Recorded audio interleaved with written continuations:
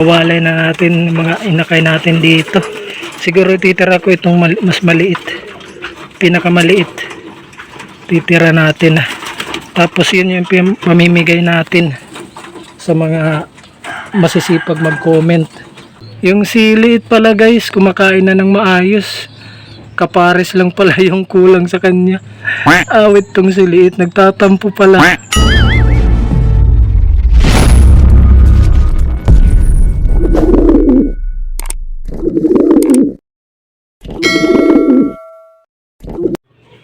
Yo! Shinobi Pigeon TV nagbabalik ulit. For today's video guys ay sisilipin natin yung ipamimigay nating mga YB para sa mga masisipag mag-comment dyan sa comment section natin at sa mga nanonood ng ating mga videos. Tara, samahan nyo ako. Let's go! Magandang umaga mga kaninja at kalapatids. Araw po ng Sabado. Dito muna tayo sa ating mga breeders. Magpapakain tayo. Time check 7:36 ng umaga. So, unahin muna natin dito guys sa ating mga breeders bago tayo umakyat sa taas. Kasi gutom na tong ating mga inakay. At para sa araw na ito, sa video na ito ay magwawalay na tayo. Iwawalay na natin mga inakay natin dito. Siguro titira ko itong mas maliit. Pinakamaliit. Titira natin. Tapos yun yung pamimigay natin sa mga masisipag mag-comment at nanonood sa ating mga vlog. Kaya sa mga gustong magkaibon dyan, abang-abang na kayo guys. Pero yung shipping sa inyo na lang yun. Kasi kung malayo, Tagalite kasi ako eh. Sa mga may gusto lang guys ng ibon, hindi ko naman ipipilit sa iba kung hindi nila gusto. So ayan, papakain na tayo para sa mga masisipag natin dyan manood at mag-comment sa ating mga vlog. Meron tayong 2 ibon na pamimigay. So ang nangyayari dito, imbis na itatapon ko yung 2 itlog, itinara ko na lang yung isa. Tinignan ko sila, parehas silang fertile. Itinara ko yung isa kasi para may buhayin silang isa dyan. Isa lang naman yung kaya nilang subuan na maayos. Kapag 2 hindi nila nasusubuan ng maayos. Oh, ito nag-aaral na oh.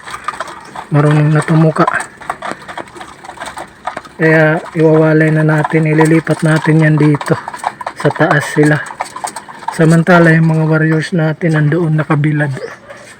Bali, bababa ko na yan at papalitan ko naman si Liit at si Lady Pasaway yung ibibilad ko doon para sila naman yung maarawan. Tapos mga alas 8 magpaparonda na tayo.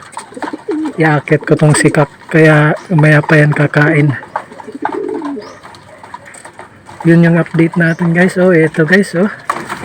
Ito yung isa sa pamimigay natin na inakay. Uy, ba't mo inaano yung anak mo? Loko tong hen na to eh. Kahapon nakalabas na naman to dito. So, siya talaga yung nakakalabas dyan. Yung kak hindi naman, mabait yung kak eh. Marunong mag-alaga ng inakay. So ayan, paiinumin lang natin to sila. Lagyan ng inuman tapos get na tayo doon.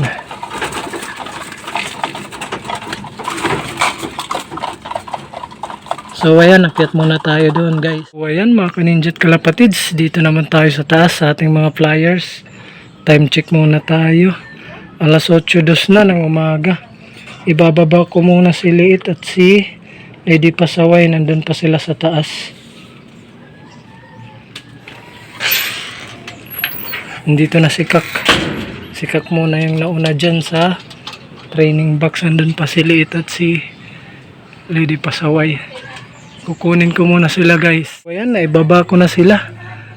Yung si Liit pala guys, kumakain na ng maayos. Kapares lang pala yung kulang sa kanya. Awit tong si Liit, nagtatampo pala.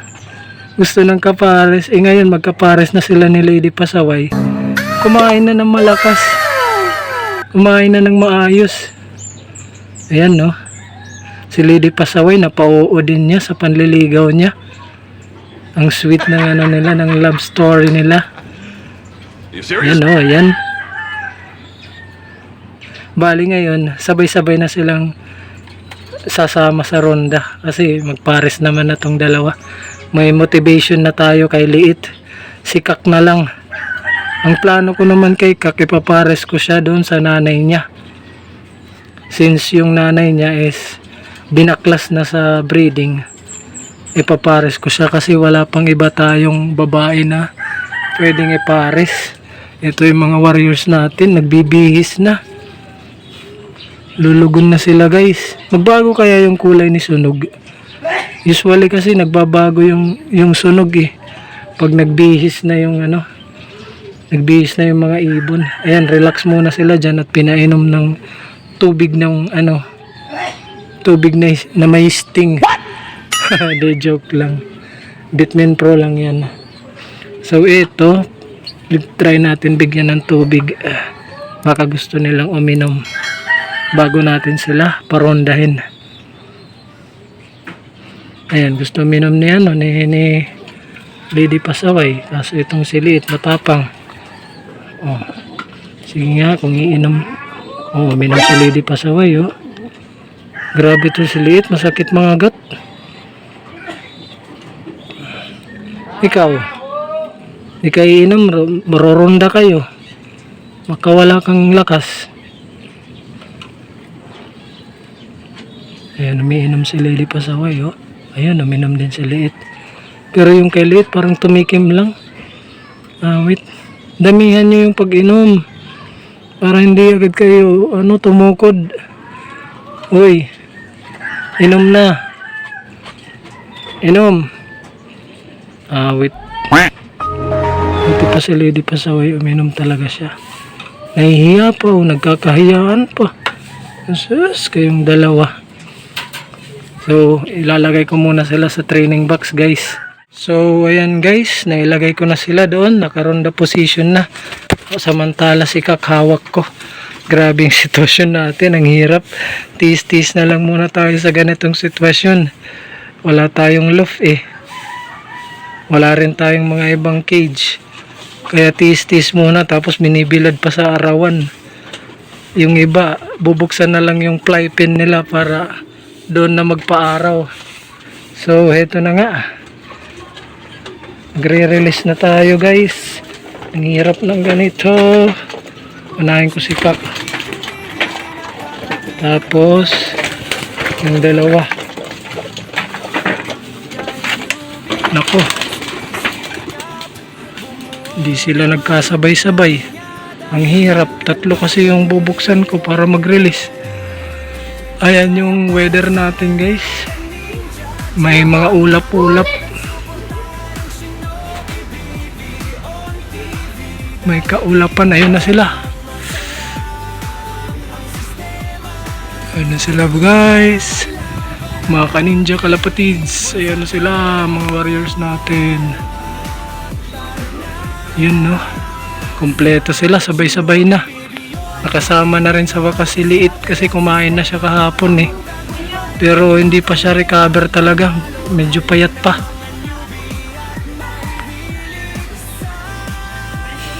Yun na oh. Ganda ng lipad nila ngayon. Nagpapakita sa camera. Usually kasi pag nag-vlog tayo dito sila sa kabila, sa likod nag-ikot-ikot. Ayan, nagpapataas muna ng lipad guys. Magre-ranging kaya yung mga warriors natin na yan. Ayun na, dumiretso na. Papunta doon sa bundok guys. Papunta sa Ginhangdan Hill. Ayun, diretso na.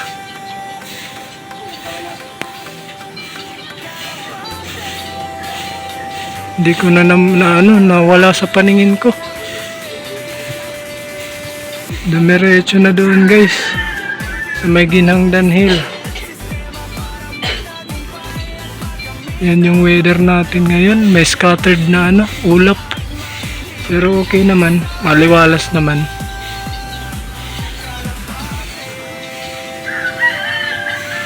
Antay-antay tayo sa ating warriors. Baka bumalik. Basta dumiretso na sila sa ranging.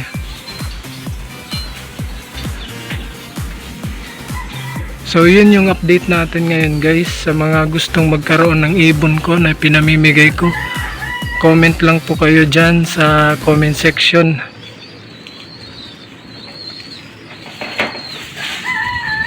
So wala na sila guys, maya naman. So ayan guys, nandito na yung mga warriors natin.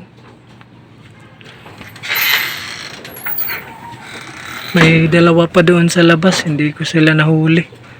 Ito si Liit at si Lady pasaway, pakakainin na natin. Tignan natin kung malakas na kumain to si aray. Grabe ka Liit. Aray. Kaon dida. Ayan no, kumakain na siya guys.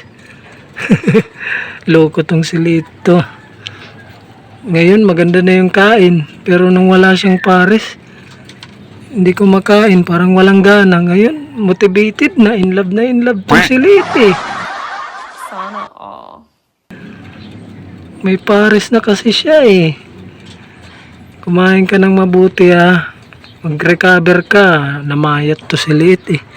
Mga 4 na araw ba naman na hindi kumakain ng maayos. Andun yung isa, andun yung mga pasaway natin. Wait. Bugawin ko sila.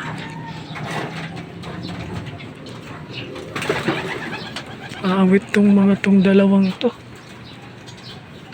So ayan, buti na lang kumakain na si Liit. Medyo nangamba tayo na baka may sakit si Liit kung bakit hindi siya kumakain ng maayos. Andun yung mga pasaway oh. So hanggang dito na lang video natin guys. Sa susunod ulit.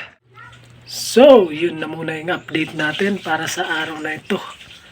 Sa mga hindi pa po nakasubscribe, pasubscribe naman po dyan mga kalapatids at pindutin nyo ang notification bell at pa-share sa mga kalapatids natin dito sa Shinobi Pigeon TV, ang unang pinapalipada ang pangarap bago ang pagpak. Happy flying guys! Bye! Shinobi Pigeon TV!